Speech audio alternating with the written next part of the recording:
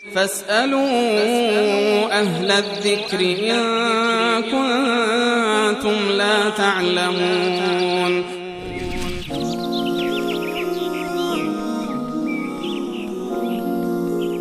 سوال اول بیننده این است که پرسیدن استفاده از بیمه تأمین اجتماعی چه حکمی داره؟ به صورت کلی بیمه و این عقد و قراردادی که در میان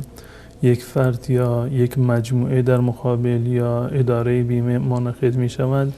این عقد و قرارداد خالی از اشکال نیست و اساساً تمام انواع بیمه جزء انواع یک نوع قمار در واقع شمرده می شوند،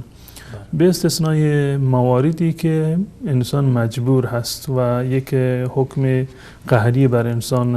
اجرا می شود، مانند بیمه شخص ثالث که در این مورد اجباری هست یا بیمه تأمین اجتماعی که بسیاری از علما به خاطر نیازی که در این زمینه وجود دارد و اجباری که قهراً ادارات و شرکات مجبور هستند یک مقداری رو از حقوق اون کارمند خودشون کم میکنند و به